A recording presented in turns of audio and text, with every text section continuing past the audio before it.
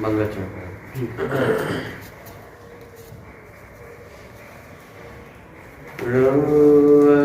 हंतारणं नमो सिद्धारणं नमो आयर्याणं नमो वज्रायाणं नमो लोये सर्वसाहुनं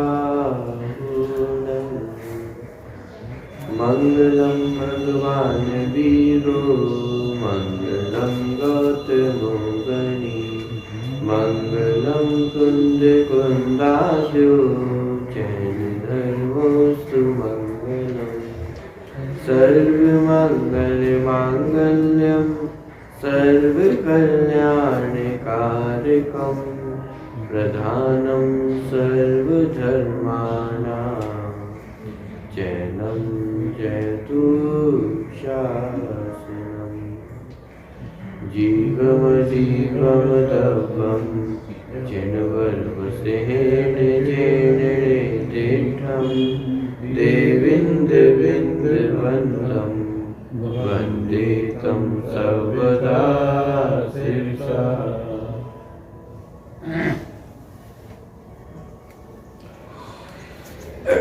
छप्पनवीं गाथा की चर्चा अपनी अंतिम बार पूरी हुई थी।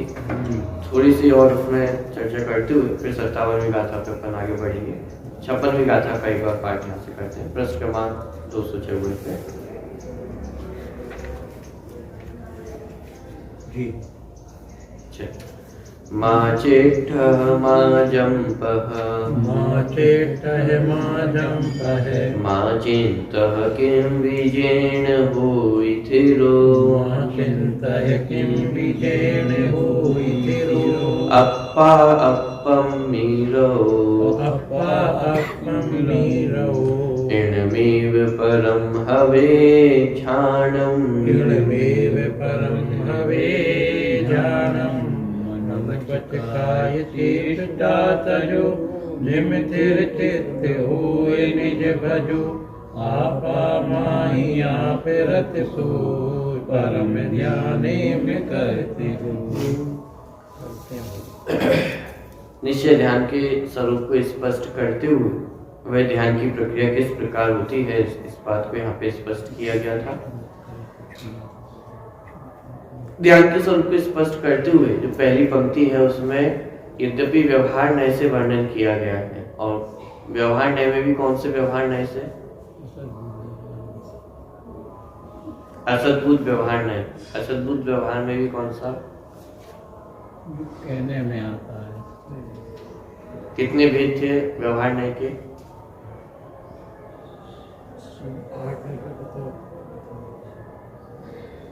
टोटल 8 वेद हैं नय के, उसमें से 4 व्यवहार नय के और 4 निश्चय नय के।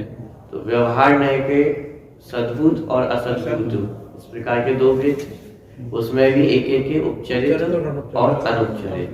तो यहाँ पर जो ध्यान की चर्चा की गई है और विशेष करके जो पहली पंक्ति है उसमें कौन से नय से वर्णन किया गया है?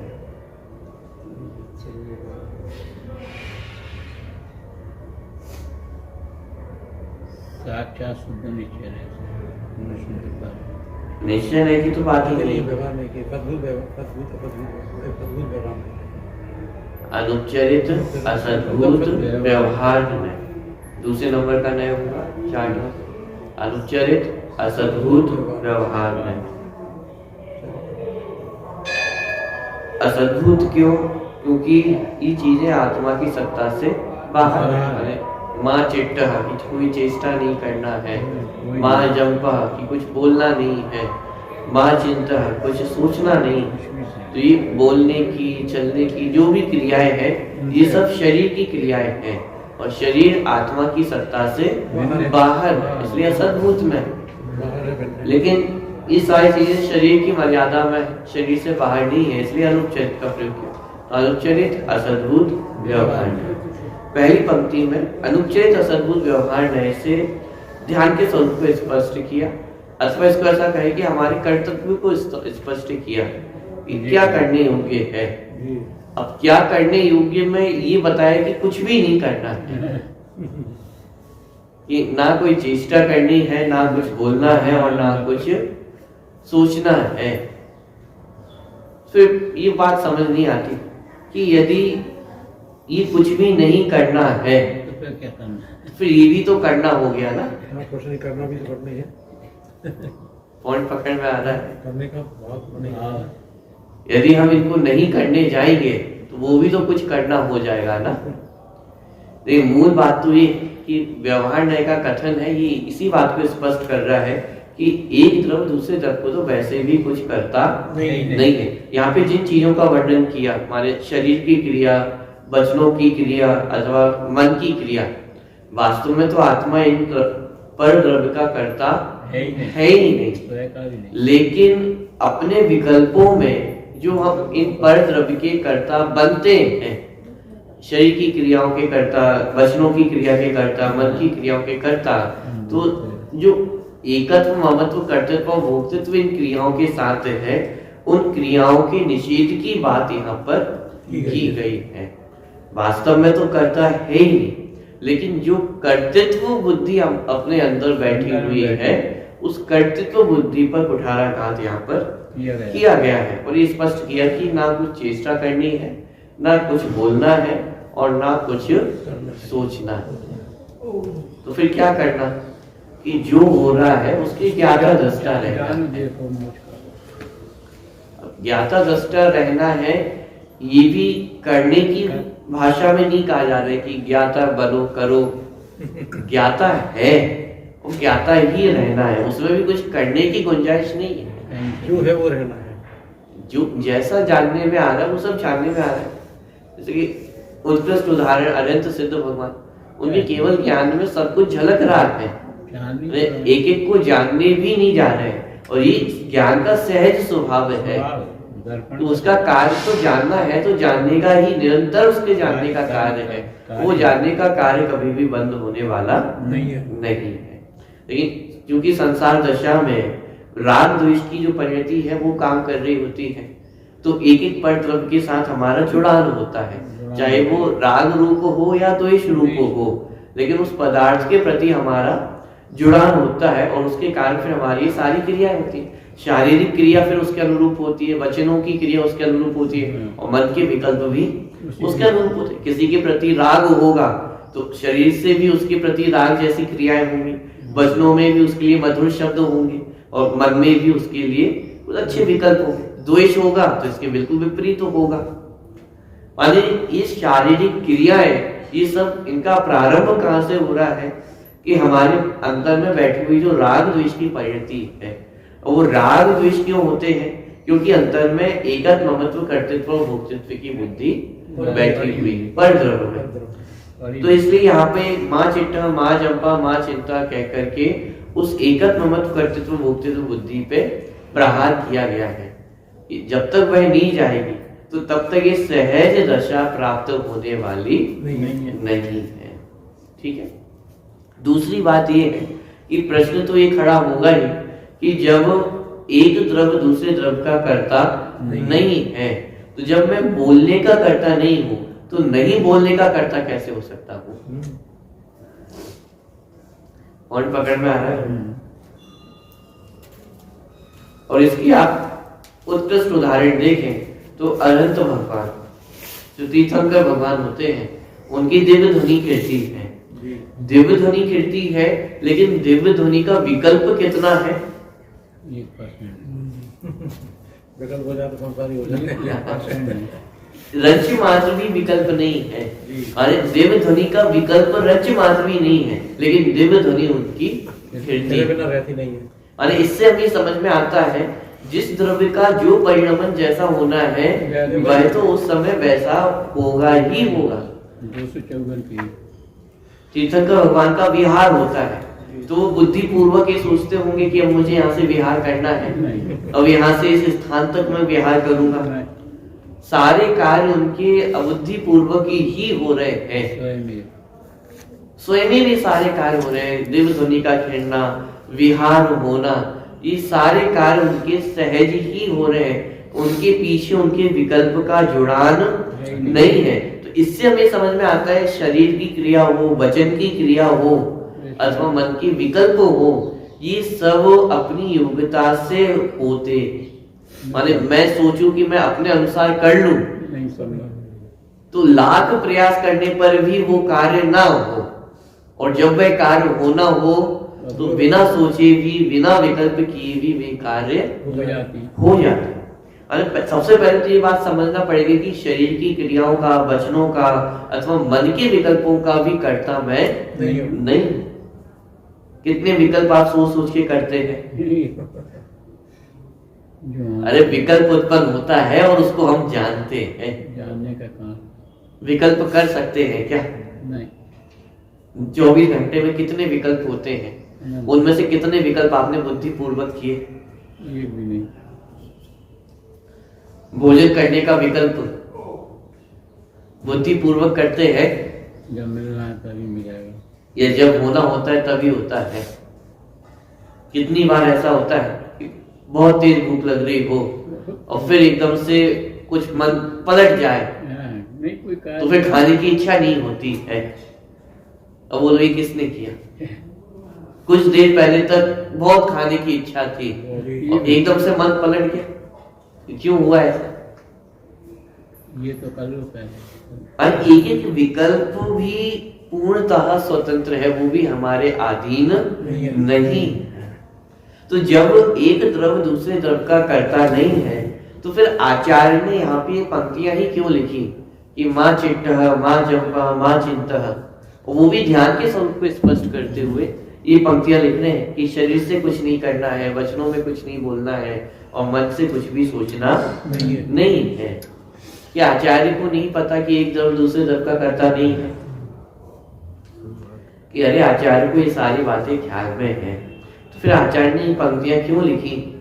ये पंक्तियां उपदेश की शैली में लिखी गई पंक्तियां हैं, अथवा अनुच्चरित असद्भुत व्यवहार नय की प्रधानता से लिखी गई पंक्तियां। और अनुचित असद्भुत व्यवहार नय में जब अपने चर्चा की थी, तो एक बात को अपने समझा था कि अपने कर्तव्य का ज्ञान कराया जाता है। जब तक ये संसार अवस्था में, जब तक ये शरीर के साथ अवस्था को प्राप्त है, तो तब तक कुछ कर्तव्य इस जीव के रहते हैं। उन कर्तव्यों का ज्ञान वह अनुचित असद्भुत व्यवहार नय कराता है। तो अब यहाँ पे किसी व्यक्ति को ध्यान में स्थित होना हो, तो उस ध्यान में स्थित होने के लिए क्या कर्तव्य है जीव के?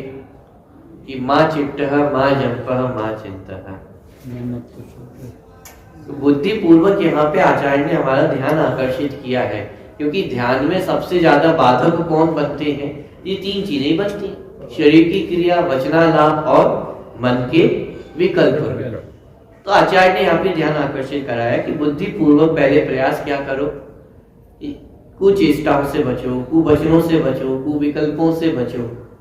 जब इन सारी चीजों से आप बचेंगे, शुभाशुभ क्रियाओं से, शुभाशुभ वचनों से, शुभाशुभ विकल्पों से, तब जाकर के हमारा जो उपयोग है वह एकाग्र चित्त हो सकता है। ठीक है, लेकिन प्रश्न फिर खड़ा हुआ कि चलिए हमने प्रयास तो किया कि मैं शरीर की क्रियाएं नहीं करूं, वचनालाप भी नहीं करूं, मन के विकल्पों को भी बहुत जितना हो सकता था मैंने कंट्रोल करने की कोशिश की, लेकिन फिर भी शरीर की क्रियाएं तो होती ही, वचनालाप भी होते ही है, और चलो इन चीजों को जबरदस्ती रोक भी लूं, लेकिन मन के विकल्प का क्या करूं?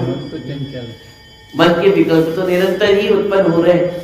मैं बिल्कुल ध्यान की मुद्रा में भी बैठ जाऊं, आंख बंद करके बैठ जाऊं, मैंने शरीर की क्रिया को बहुत हद तक रोक लिया है, वचनों को रोक लिया है, लेकिन मन के विकल्पों को तो तभी नहीं रोक पा रहा हूं ना, तो फिर क्या किया जाए? ध्यान पर उपाय। तब भी एक ही कार्य है कि उसकी ज्ञाता रखो। अब ध्यान देना, यहाँ पे विकल्पों को रोकने की बात नहीं की जा रही है, विकल्पों को रोका भी नहीं जा सकता है। आप सोचे कि मैं कुछ भी नहीं सोचूं, ये संभव ही नहीं है। विकल्प तो निरंतर खड़े होते ही रहेंगे। विकल्पों को रोकने का अर्थ है विकल्पों के ज्ञाता रहना, जानना, होते हुए विकल्प को जानना। जो विकल्प उत्पन्न हो रहे हैं उनसे अप्रभावी रहना, ये है विकल्पों को रोकना। विकल्पों को रोकने का अर्थ ये नहीं है कि आज से आपने सोच लिया कि मैं विकल्प नहीं करूंगा। वो तो संभव नहीं है। आप जितना सोचेंगे वो सब भी तो विकल्प ही है। बराबर मैं विकल्प नहीं करूंगा, ये भी तो अपने आप में एक विकल्प ही है। बराबर नहीं करूँगा। तो विकल्प से मुक्त कहाँ हुए? ये तो और विकल्पों में उलझते चले जा रहे हैं। विकल्प नहीं करूंगा इसका तात्पर्य ये है कि विकल्पों से अप्रभावी रहना, विकल्पों की ज्ञाता रहना। और जब तक सविकल्प अवस्था में, बुद्धिपूर्वक अवस्था में है, तब तक हमने धर्म ध्यान की चर्चा पढ़ी थी। उसके अंतर्गत एक धर्म ध्यान था विपाक विचय, अपन ने पढ़ा था। विपाक विचय धर्म ध्यान क्या कहता है?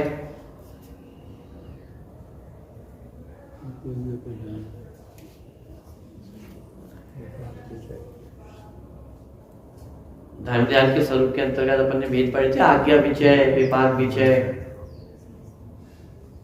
आज्ञा विचय माने जिन्हें भगवान की जो आज्ञा है अथवा जो 7 तत्व 6 द्रव्य आदि उनके द्वारा कहे गए हैं उनका विचार करना, वह आज्ञा विचय। विपाक विचय, विपाक माने उदय। किसका उदय? कर्मों का उदय। कर्मों के उदय का विचार करना, ये विपाक विचय धर्म ध्यान। तो जब तक सविकल्प अवस्था में है, बुद्धि पूर्वक क्या करने योग्य है कि विपाक विचय धर्म ध्यान है, आज्ञा विचय धर्म ध्यान है। माने ये जो परिणाम हो रहे हैं, ये जो विकल्प उत्पन्न हो रहे हैं, अथवा ये जो बाहर के संयोग बन रहे हैं, चाहे अनुकूल संयोग बन रहे हो, प्रतिकूल संयोग बन रहे हो, तो विपाक विचय धर्म ध्यान का ये माने चिंतन होना, उसका विचार होना, ध्यान होना कि भाई ये सब कर्मों का उदय है, ये विचित्र कर्मों की अवस्थाएं हैं। इनको मैं जानने वाला हूँ। इस रूप से अपने उपयोगों को एक जगह स्थित रखना, ये सविकल्प अवस्था की बात, प्राथमिक अवस्था की बात। और ऐसे करते करते ही धीरे धीरे जीव विकल्पों से भी रहित होता चला जाए। उसको यहाँ पे कहा कि मां चिंता कि अब कुछ भी सोचना नहीं है। पॉइंट पकड़ में आ रहा है? इसमें जितनी क्रमबद्ध पर्याय की चर्चा की गई, वो पूरी चर्चा इसमें समाहित हो गई है।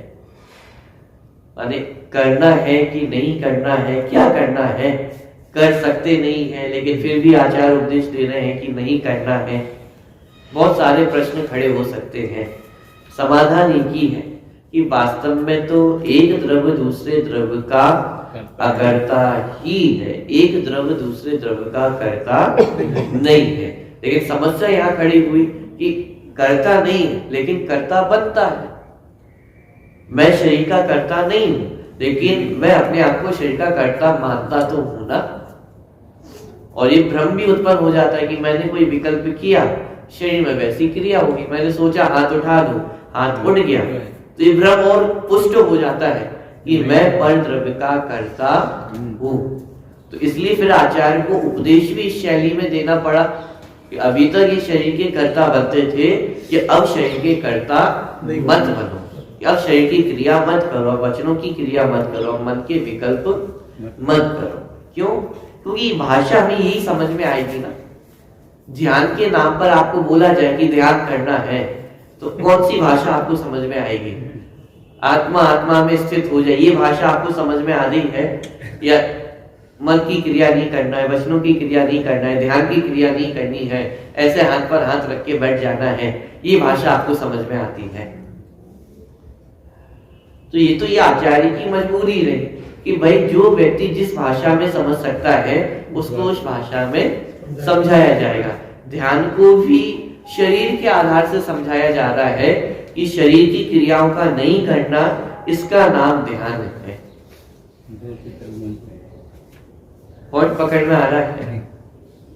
लेकिन वास्तव में शरीर की क्रिया नहीं करना, इसका तात्पर्य ये है कि शरीर की क्रियाओं का ज्ञाता रहना, जो जैसा परिणमन हो रहा है उसको वैसा सहज स्वीकार करना। और मुनि अवस्था किसका नाम है? मुनि अवस्था इसी का तो नाम है कि जैसे संयोग बन रहे हैं उनको सहज वैसा स्वीकार करते हैं। जैसी सहज अवस्था है, सहज अवस्था मान 28 मूल गुणों का पालन आप उठा करके देखो। नग्नता क्या है? एक सहज अवस्था है, जीव की जो सहज अवस्था है उसको वैसा का वैसा स्वीकार करना, इसी का नाम तो मुनि अवस्था है। जो संयोग बन रहे हो, चाहे अनुकूल संयोग बन रहे हो, प्रतिकूल संयोग बन रहे हो, उनकी वैसी की वैसी स्वीकृति होना, सहज रूप से उनके स्वीकार करना। और सहज रूप से स्वीकार करना मतलब उनके ज्ञाता दृष्टा रहना, यही स्वीकृति है। अरे ये सहजता आना, अपने जीवन में ज्ञाता दृष्टा रहना, यही ध्यान का स्वरूप है और यही कर्मठ पर्याय की स्वीकृति है। तो इसी को चाहे अपन अकर्ता कहें, सहज कर्ता कहें या ज्ञाता कहें, और पहले चर्चा की थी, ये सब बातें एक ही है। और अकर्तावाद हो, कर्तावाद हो या ज्ञातावाद हो, मूल रूप से इसमें कोई अंतर नहीं है। क्योंकि सहज जो परिणमन हो रहा है, तो सहज होते हुए परिणमन में प्रत्येक द्रव्य अपने अपने परिणमन का कर्ता है। लेकिन वो कर्ता कैसा है? ये हेत पार का कर्ता नहीं है। जो जैसा हो रहा है उसको होते हुए का कर्ता द्रव्य को कहो तो उसमें कोई आपत्ति नहीं है। तो ये जो सहज स्वीकृति है होते हुए परिणमन की, बस इसका नाम ही ध्यान है। इसलिए यहाँ पे लिखा माँ चिट्टः माँ जपः माँ चिंतः, कि जब हम कुछ करेंगे नहीं, बोलेंगे नहीं, सोचेंगे नहीं, तो क्या होगा कि अप्पा अपम्मी रहो, कि आत्मा आत्मा में रत होता है, माने स्थित होता है, लीन होता है। बहुत सारे पर्यायवाची यहाँ पे लिए थे, रत होता है, परिणत होता है, तल्लीन होता है, तच्चित्त होता है, तन्मय होता है। परम ध्यान पर्यायवाची शब्द लिए अप्पा अपम्मी रहो, कि आत्मा आत्मा में स्थित हो जाता है। आत्मा आत्मा में स्थित हो जाता है माने अपनी स्वीकृति हो जाती है कि मैं कौन हूँ। अभी तक हमारा तन्मयपना किसमें है?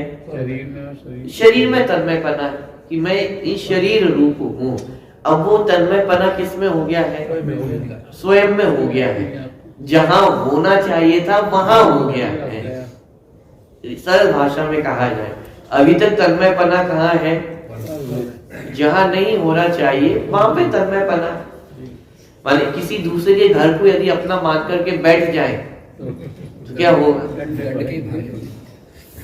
दंड मिलेगा। ज्यादा करेंगे तो चोरी का आरोप लगेगा। तो जो नहीं करना चाहिए था वो करके बैठे हुए, तो उसका दंड तो मिलेगा, अपराध है, दंड भी है। ध्यान की अवस्था में क्या हुआ? ध्यान जिसका करना चाहिए उसका ना कि जहां हमारा एकत्व होना चाहिए वहां हमारा एकत्व है, जहां ममत्व होना चाहिए वहां ममत्व है, जहां कर्तृत्व भोक्तृत्व होना चाहिए जहां है वहीं पे हमने अब कर भी लिया है। माने जो जैसा था उसको वैसा का वैसा स्वीकार कर लिया। अभी दूसरे के घर को हम अपना मान रहे थे, अब अपने घर को ही हमने अपना मान लिया। बस इतना ही मोक्ष मार्ग है, इतना ही ध्यान है।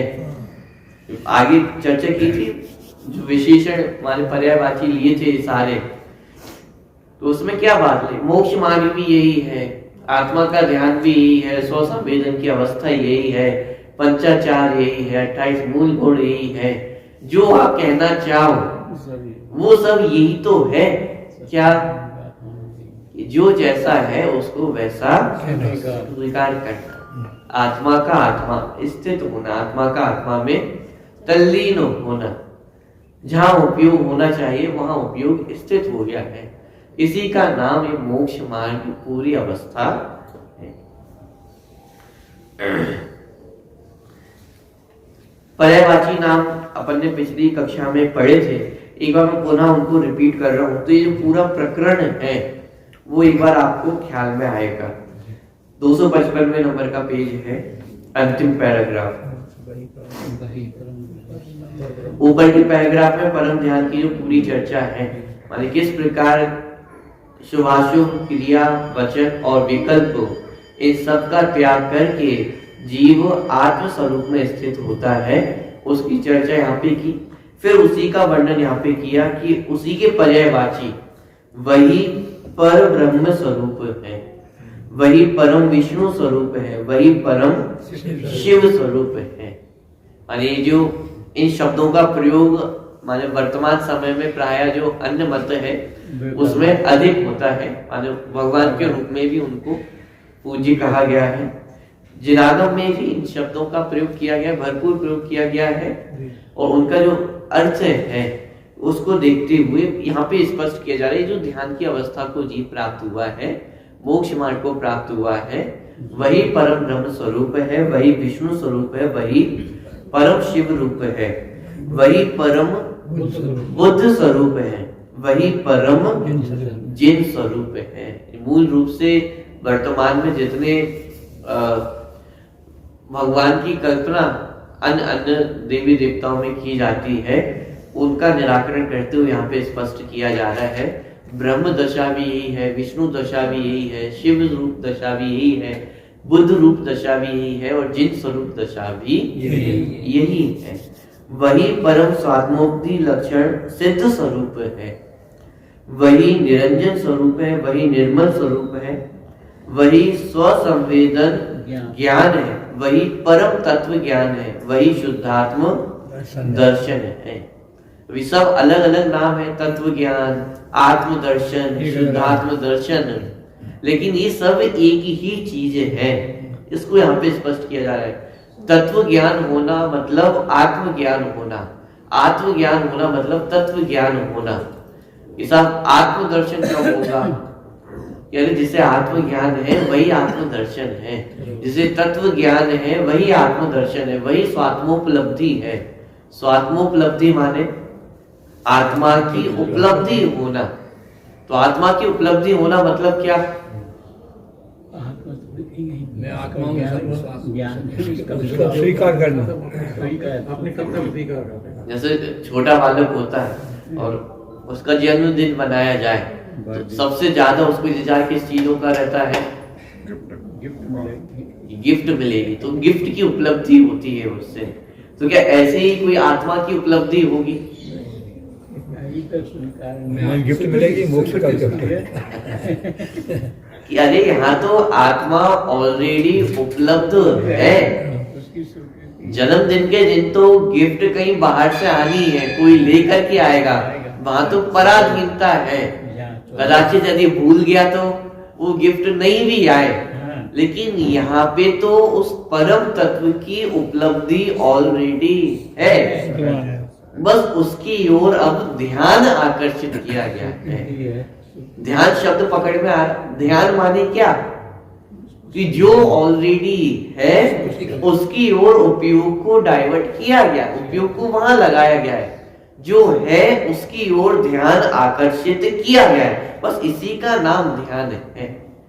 अब उसकी ओर ध्यान आकर्षित करने के लिए बाहर में उपदेश दिया कि ऐसे बैठो, आंख बंद करके बैठो, कुछ बोलना नहीं है, सोचना नहीं है। क्यों? क्योंकि उपयोग हमारा बाहर में इतना ज्यादा रत है, तल्लीन है कि जो है उसकी ओर देखने की फुर्सत ही नहीं मिलती है। पता नहीं है कि ये मैं। तो ध्यान किसका नाम है? जैसे जनरल भाषा में भी अपन प्रयोग करते हैं, ध्यान दो। ध्यान दो मतलब क्या? उपयोग को वहां पर लगा। ऐसे ही आत्मा का ध्यान करना मतलब क्या? उपयोग को आत्मा में स्थित करना। जो उपयोग पर द्रव्यों में स्थित है उस उपयोग को वहां से हटा करके आत्मा में स्थित करना। तो कैसे होगा? तो उसके साधन तत्व ज्ञान, आत्मज्ञान, द्रव्य 7 तत्व 6 द्रव्यों का ज्ञान होना, ये सब उसके साधन है। कि इन सारी चीजों का जब विचार करते हैं तो उपयोग धीरे धीरे शुद्धात्मा तक पहुंचता है। तो ये जो सारे अपन ने विशेषण पढ़े, स्वसंवेदन ज्ञान, स्वात्मोपलब्धि, तत्व ज्ञान, शुद्धात्म दर्शन, ये सब पर्यायवाची कहे जा रहे हैं। वही परम अवस्था स्वरूप है, वही परमात्मा का दर्शन है।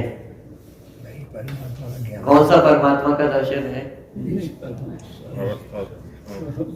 दोनों परमात्मा यहाँ लिए जा सकते हैं। जिन मंदिर में विराजमान साक्षात भगवान है, उनके वास्तविक दर्शन भी कब होंगे?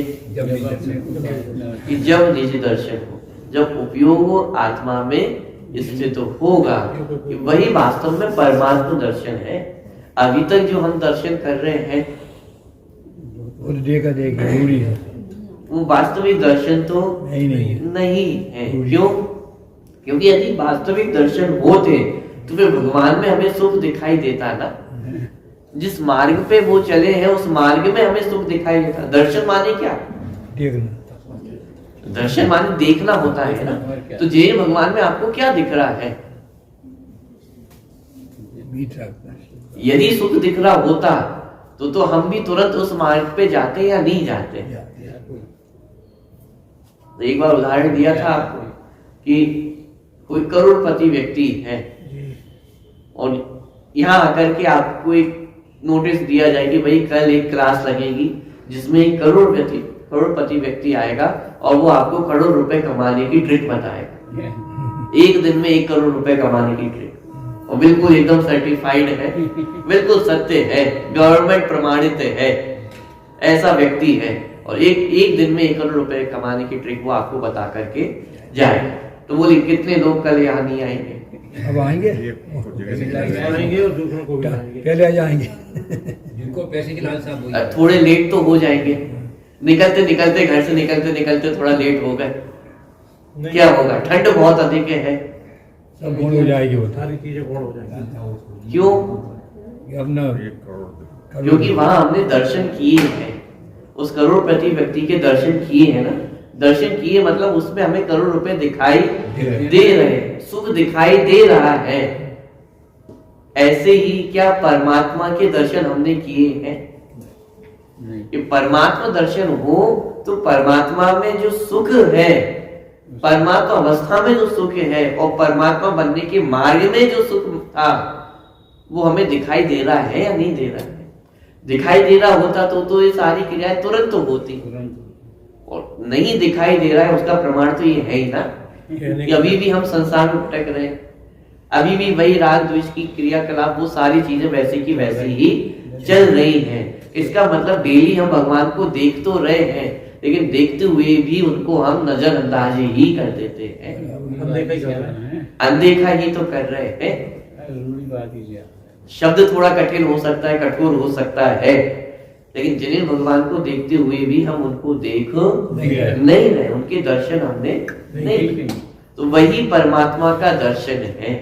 यानी जिस दिन शुद्धात्मा का दर्शन होगा वही वास्तव में परमात्मा का दर्शन है, क्योंकि उन्होंने जो अनंत सुख को प्राप्त किया है उसका उपाय तो यही था। अब यदि हमने उस उपाय को प्राप्त किया तो ये वास्तव में कहा जाएगा कि भाई आपने परमात्मा को वास्तव में देखा है, उनके दर्शन किए। तो वही परमात्मा का दर्शन है, वही परमात्मा का ज्ञान है, वही परम अवस्था रूप परमात्मा का स्पर्शन है, वही देहभूत शुद्ध परिणामिक भाव रूप है, वही ध्यान भावना स्वरूप है, वही शुद्ध चारित्र है। किसे शुद्ध चारित्र कहा जा रहा है? सारी क्रियाओं का निषेध तो पहले ही करके आ गए हैं। शुभ क्रियाओं का निषेध करना, तो शुभ क्रियाओं को भी चारित्र नहीं कहा जा रहा है, शुभ क्रियाओं को भी अब यहाँ पे अचारित्र कह दिया गया है। शुद्ध चारित्र क्या है? कि आत्मा का आत्मा में स्थित होना, यही शुद्ध चारित्र है। वही परम पवित्र है, वही अंतः तत्व है, वही परम तत्व है, वही शुद्धात्म द्रव्य है, वही परम ज्योति है, वही शुद्ध आत्मा की अनुभूति है। बहुत बार हमें प्रश्न खड़ा होता है कि आत्मानुभूति कैसे करें। आप इन पर्यायवाचिक शब्दों का ही यदि स्वाध्याय करें, थोड़ा उपयोग लगा करके पढ़े, तो सारे प्रश्नों का समाधान इसमें मिलेगा। ऊपर क्या किया है? तत्व ज्ञान, आत्मज्ञान, वही तत्व ज्ञान है और वही आत्मज्ञान है, वही शुद्ध आत्मा की अनुभूति है। अरे शुद्ध आत्मा की अनुभूति करनी है तो तत्व ज्ञान आवश्यक है, आत्मज्ञान आवश्यक है। और आत्मज्ञान माने शुद्धात्मा का शुद्धात्मा में स्थित होना, इसी का नाम शुद्धात्मानुभूति है। आत्मानुभूति मतलब कोई अलग कोई वस्तु होती हो, ऐसा नहीं है। उपयोग जहां आत्मा में जाकर के स्थित हुआ उसी का नाम आत्मानुभूति है। और उसके साधन ही तत्व ज्ञान है। तत्व ज्ञान होगा तो शुद्धात्मानुभूति भी होगी ही होगी। उस तत्व ज्ञान को ही शुद्धात्मानुभूति कहा जा रहा है और शुद्धात्मानुभूति को ही तत्व ज्ञान कहा जाए। तो वही शुद्ध आत्मा की अनुभूति है, वही आत्मा की प्रतीति है, संवित्ति है, वही स्वरूप की उपलब्धि है, वही नित्य पदार्थ की प्राप्ति है, वही परम समाधि है, वही परम आनंद है, वही नित्यानंद है, वही सहजानंद है और वही सदानंद है। एक आनंद को समझाने के लिए कितने विशेषणों का प्रयोग किया।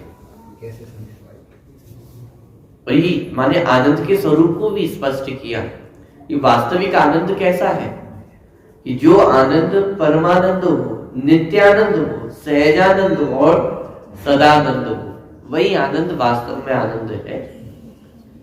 अब आप विचार करके देखिए, पंच इंद्रिय के विषयों के आधार से जो होने वाला आनंद है वो इन आधारों पे खड़ा होता है या नहीं होता है। नित्य रहने वाला नहीं, सहज नहीं है, सदा काल रहने वाला नहीं है, परम आनंद नहीं है। परम आनंद माने जिस आनंद के बाद और आनंद की इच्छा ना हो उसे परम आनंद कहा जाए। पंचेंद्रिय के विषयों का जब हम भोग करते हैं तो उसे परम आनंद नहीं कहा जा सकता है। क्यों? क्योंकि जिसे आप परम आनंद समझते हो वह प्राप्त हो जाने पर भी इच्छाएं शेष रह जाती हैं। इसका मतलब जिस आनंद को हमने भोगा वो परम आनंद नहीं है। लेकिन आनंद भी नहीं है, वो दुख है। लेकिन आत्मा के आश्रय से उत्पन्न होने वाला जो आनंद है वह परम आनंद है, क्योंकि उस आनंद को प्राप्त करने के बाद अन्य कोई इच्छा शेष नहीं रहती। तो परमानंद, नित्यानंद, सहजानंद, सदानंद वही शुद्धात्म पदार्थ के अध्ययन रूप है, वही परम स्वाध्याय है, वही निश्चय मोक्ष का उपाय है, वही एकाग्र चिंता निरोध है, वही परम बोध है, वही शुद्धोपयोग है, वही परम योग है, वही भूतार्थ है, वही परमार्थ है, वही निश्चय पंचाचार है, वही समय सार है, वही अध्यात्म सार है, वही समता आदि निश्चय षड आवश्यक स्वरूप है। देखिए क्या कह रहे हैं यहाँ पे, षट आवश्यक। तो षट आवश्यक में कितने आवश्यक हुए? ये 6 आवश्यक हो गए ना। षट आवश्यक माने 6 आवश्यक है। और यहाँ चर्चा किसकी की जा रही है? एक की। व्याकरण के दृष्टिकोण से तो गलत हो गया ना। वही एक आवश्यक है कहते तो व्याकरण के दृष्टिकोण से सही वाक्य होता, लेकिन क्या कह रहे हैं? वही षट आवश्यक है। इसका कहने का तात्पर्य है कि 6 आवश्यकों में भी आवश्यक तो एक ही है, माने आत्मदर्शन करना यही परम आवश्यक है। और एक आवश्यक है तो बाकी के 6 आवश्यक भी रहेंगे। लेकिन 6 आवश्यक हो लेकिन एक आवश्यक ना हो नहीं पाएंगे तो 6 आवश्यक भी नहीं है। इसलिए यहाँ पे माने बुद्धि पूर्वक एक शब्द लिखे षट आवश्यक है।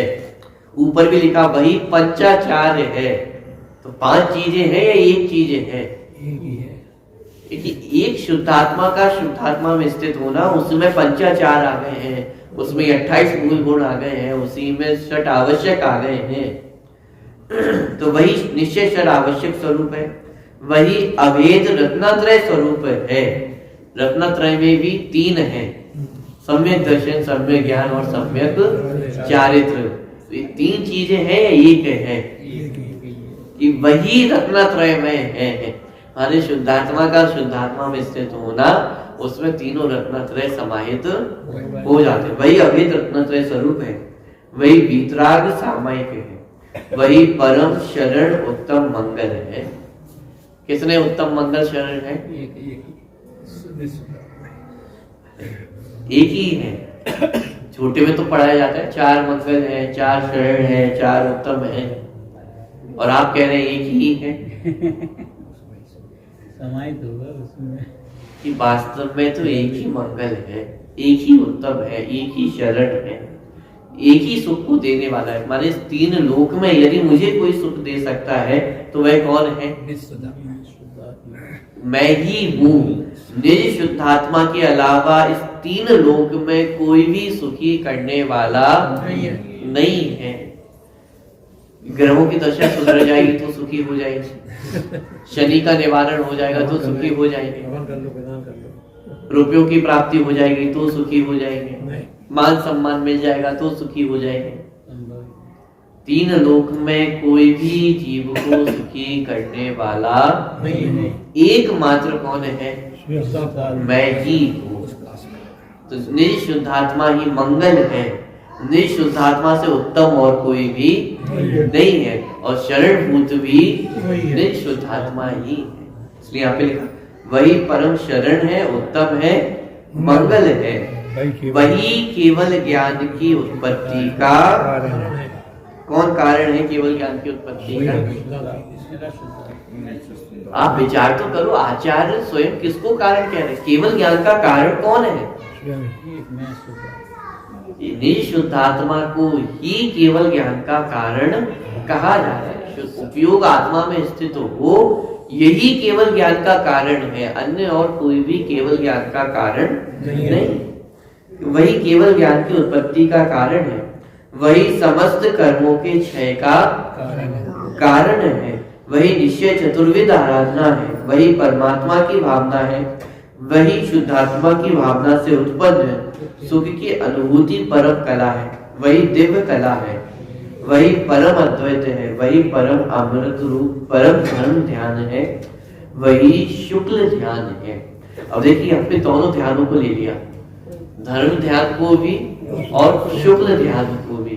तो इससे अपन ये समझ सकते हैं कि धर्म ध्यान के जो अपन ने भेद देखे थे वह सब तो विकल्प रूप थे, शुभ विकल्प रूप थे, लेकिन यहाँ पे निश्चय ध्यान के अंतर्गत धर्म ध्यान को भी ले लिया है।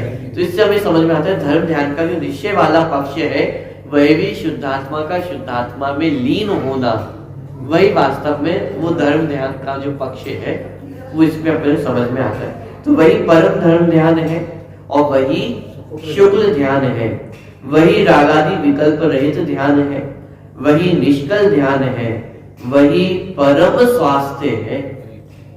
स्वास्थ्य माने आपका स्वास्थ्य कैसा है? देखते हैं यदि उपयोग आत्मा में स्थित नहीं है इसका मतलब अस्वस्थ ही है। ये अस्वस्थता का फल है कि शरीर में बाहर में अस्वस्थता दिखाई दे रही है।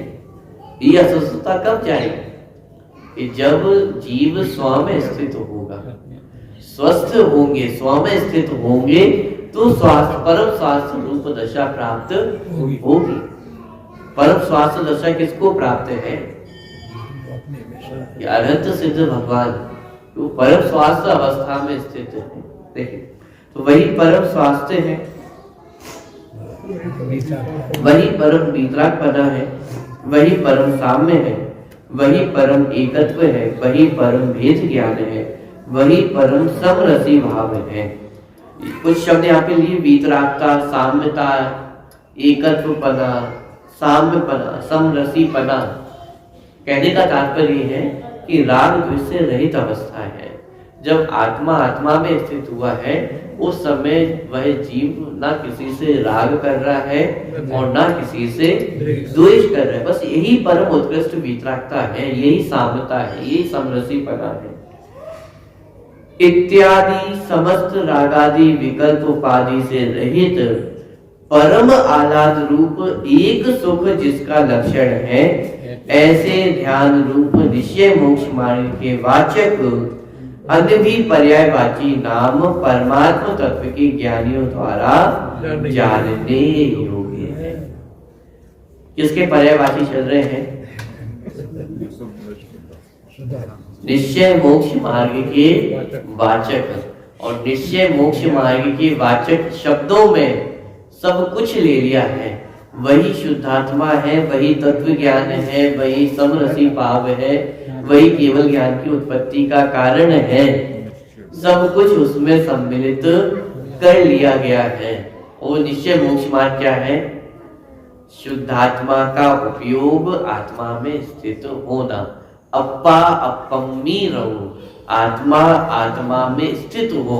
और गजब बात यह है कि आत्मा को आत्मा में स्थित करना नहीं है, आत्मा आत्मा में स्थित है, उसको वैसा जानना मात्र है।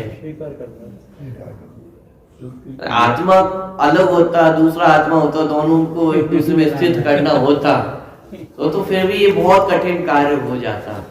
लेकिन आश्चर्य ये है कि आत्मा तो आत्मा में ही स्थित है। और कब स्थित है?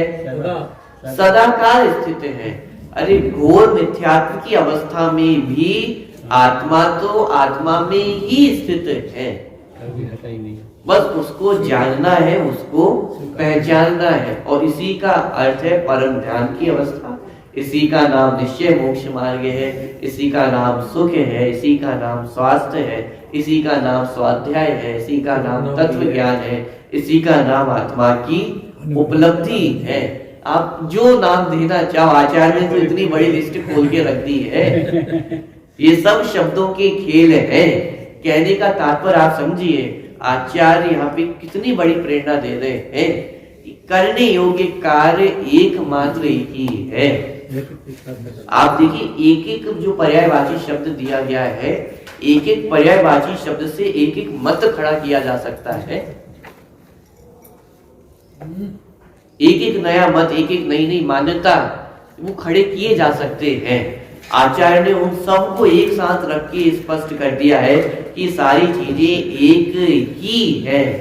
ये वचन बहुत सारे हो गए हैं, लेकिन वचनों का जो वाच्य है वो एक निज शुद्धात्मा ही है। आप किसी भी भाषा में कहें, किसी भी वचनों से कहें, किसी भी शैली में कहें, पहुंचना कहां तक है? एक निज शुद्धात्मा तक ही पहुंचना है। वही परम ध्यान रूप अवस्था है।